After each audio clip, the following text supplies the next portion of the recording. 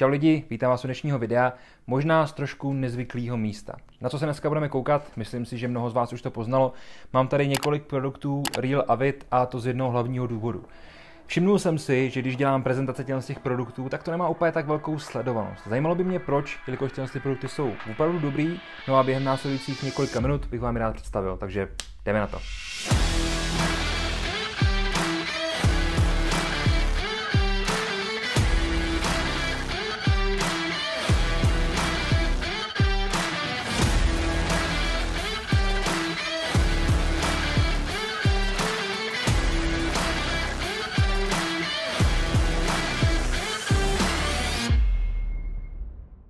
Na začátku něco málo k tomu výrobci. Společnost Real Avid je americká společnost, je to skupina bláznů, vlastně oni sebe takhle popisují, není to z mojí hlavy. Nicméně je to skupina bláznů, kteří milují outdoor, milují zbraně a milují všechno, co je s tím spojený. Samozřejmě stejně dobře jako každý vlastník zbraně si uvědomují, že je potřeba se o tu zbraň starat. Zkrátka mít zbraň je pouto, je vazba, o kterou si musíme starat. To znamená, že díky tomu oni nám nabízejí takovýhle pěkný produkty. Jaký to jsou? Takový 3 základní věci, které se mi na těch věcech líbí. Za prvý jsou to materiály, je to opravdu moc hezky udělaný. Za druhý je to právě to zpracování, který je tady kvalitní. Když vezmete cokoliv do ruky, tak máte pocit, že to stálo přesně tolik, kolik jste za to dali, jakož to opravdu hezky dělaný. A třetí věc je ta komplexnost těch věcí a ta využitelnost. Opravdu sami poznáte během následujících několika okamžiků, že jsou to vlastně věci, které se vyplatí si pořídit. Co bychom tady v portfoliu společnosti Real Avid našli?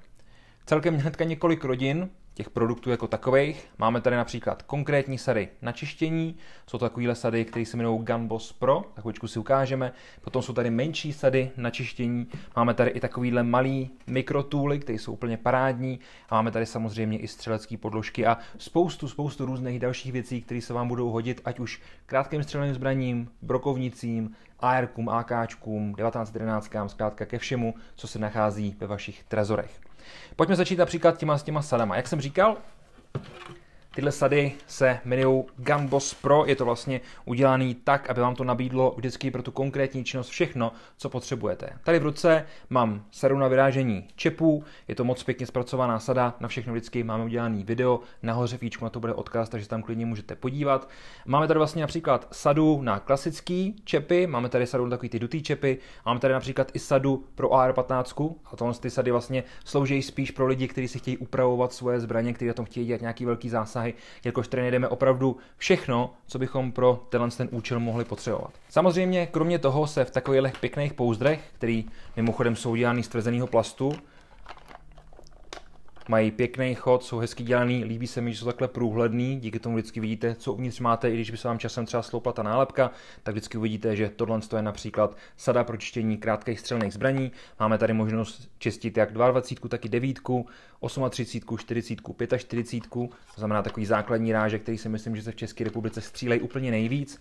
Máme tady vždycky takovýhle pěkný T-handle, máme tady několik kartáčků, protahováky, sadu na vytěráky a pěkný mosazný tyčinky, aby jsme se nic nepoškrábali a zároveň, aby to bylo tak pevný, jak potřebujeme. Můžeme mít tedy buď to sadu, která je vlastně dělána na konkrétní výsek zbraní, tedy například krátký střelný, dlouhý střelný a tak dál, brokovnice, pistole, nebo můžeme mít sadu, která například může vypadat takhle. Máme tady například 12, 20 brokovnici, 45, 40, 357, tedy 9, 30 a tak dále. Zkrátka, myslím, že to je 12 ráží, který vy můžete vlastně používat v rámci téhle sady. Kdybyste chtěli něco konkrétnějšího, například něco, s čím budete moct vyškrábnout ten karbon i z té nejzaší části vaší zbraně, máte možnost tady například zvolit takovouhle sadu na precizní čištění. Tady jsou různý háčky, různý tvary těch škrabek a podobných věcí, za mě úplně super zpracovaný. Kromě těch základních věcí, to jsou takové pokročilejší věci v tom jejich portfoliu, ale dejme tomu, že to můžeme nazvat takový základní sady, tady máme například i multitooly. Multitooly jsou dělané na několik způsobů, buď to například multitool na krátký střelný zbraně, máme tady například i takovýhle pěkný tool na AR-15.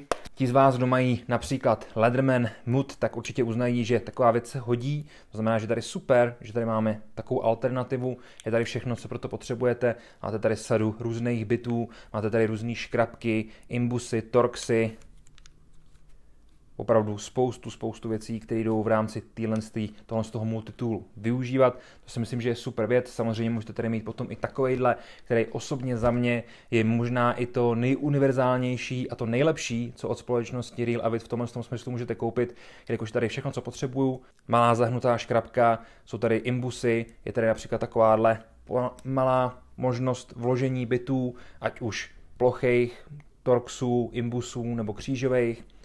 A máme tady samozřejmě i čepel nože v takovýhle pěkný tanto úpravě. Opravdu to mají moc hezky zpracovaný, jak jsem říkal, nahoře fíčku vám vždycky nechám na to odkaz. A co mi přišlo úplně fantastický, je tato malá vychytávka, která slouží přímo pro gloky. Máme tady vyrážeč čepů, máme tady takovýhle malý šroubováček, takový páčidlo, který může sloužit nějakým operacím a máme tady úpravu jak hledí, tak i mušky. To znamená, pokud máte Glocka, je úplně super k tomu mít nějaký takovejhle multitool, jelikož s tím můžete vlastně udělat na té zbraně opravdu všechno. Glocky jsou velice jednoduchý zbraně, složený z co nejméně částí, takže ten multitool na ně nemusí být taky nějak složitý a vlastně nám reflektuje smysl toho Glocka jako takovýho. Potom se můžeme vrhnout do poměrně složitější sféry, jako je například ten klíč na AR-15, veškeré části jsou využitelné. Máme tady výměnné hlavice, tedy když budeme chtít například mosaznou hlavici na nějaké naše operace, jednoduše ji vyšroubujeme, našroubujeme ji tady nahoru na ten zobáček, zatáhne se nám to, po obvodu z druhé strany je taková malá gumička, takže to tam krásně drží a můžete to používat. Opravdu velice dobře vyřešený. Samozřejmě kromě toho tady máme i takovýhle pěkný škrabky, zase na AR-15. Tyhle věci jsou úplně geniální, jelikož pro to vyčištění, který vlastně vy potřebujete, tady naleznete úplně všechno, ať už vyrážeč čepů, ať už takovýhle pěkný kartáček, ať už různý škrabky, opravdu tady toho máme spoustu. No a od z těch komplexních věcí se můžeme přesunout například k těm jednoduchým, což je tenhle malý mikrotool, to kompletně slouží například zase na AR-15, takže tady máme vyrážeč čepů, máme tady jednoduchý pravítko, máme tady spoustu možností, jakýma to můžeme používat, ať už třeba takovýhle škrabky nebo malý šroubovák například pro úpravu kolimátoru nebo čehokoliv takového. Výhodou je, že tady máte otvírák na pivo, ne že byste u toho chtěli pít, ale vždycky si to můžete někde cvaknout, jelikož to je zároveň karabina a nahoře potom kroužek na klíče. Myslím si, že tohle je vymyšlený opravdu velice dobře. Samozřejmě těch vychytávek má společnost Real Avid mnoho, takže tady máte například ten Bore Snake, který je udělaný za mě opravdu velice dobře, sám jsem si pořídil ať už na 9 nebo na svoji brokovnici.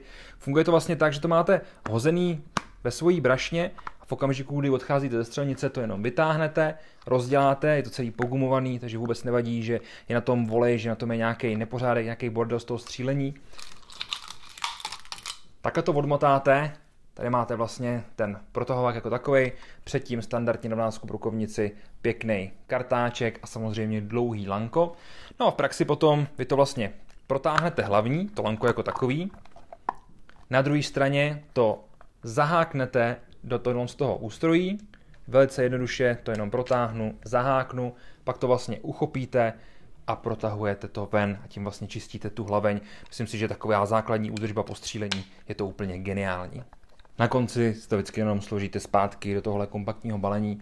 Myslím si, že tato společnost má spoustu geniálních řešení a jednou z nich je například i taková závěrečná věc, kterou vám tady chci ukázat, ta podložka. Myslím si, že to úplně nevidíte, nicméně vám sem dám nějaký video, abyste viděli, jak to může vypadat. Je to vlastně podložka, jejíž součástí je i samotná sada na čištění. Můžete mít například takovou sadu na čištění krátkých střelných zbraní, dlouhých, anebo i komplexní sadu, jak na pistolový ráže, tak i na ty puškový i brokový, což si myslím, že je super, jakož přijete domů ze střílení, kdy jste stříleli například 223, kdy jste stříleli 9, 45, měli jste sebou i brokovnici, uděláte si pěkný pracovní místo pomocí té podložky, vytáhnete jednu sadu a s tou všechno vyčistíte, což si myslím, že je velká výhoda, že to nemusíte měnit, různě to kombinovat a tak, máte tady všechno pěkně pohromadě.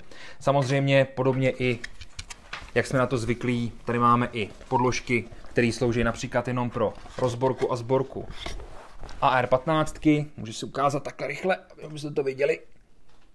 Jak je vidět, je tam vlastně rozborka, sborka, jsou tam nějaké instrukce a podobné věci. Osobně se mi to moc líbí. Samozřejmě někdo tady může mě atakovat s tím, že po když rozebírá to AR, tak už to nepotřebuje, a myslím si, že to je takový hezký doplněk, který určitě nikoho neurazí. Samozřejmě, jak jste mohli vidět, máme tam na jedné straně i odkládací plochu, která mimochodem má i magnetickou část, díky který si tam můžete položit čepy, nebudu vám nikde utíkat, což mám opravdu rád, jelikož sám, když něco rozebírám, tak se mi stane, že se do toho drknu, čep mi spadne někde na zem, pak ho musím hledat, čistit. V tom případě má to všechno pěkně pohromadě a nemusíte tyhle věci vůbec řešit. Tak přátelé, to bude pro dnešek všechno. Já vám moc děkuji za vaši pozornost. Věřím, že jsem vám vrhnul trošku světla na tu společnost, která vás na tom YouTube úplně nezajímala. Myslím si, že to je škoda, a právě proto takovýhle video.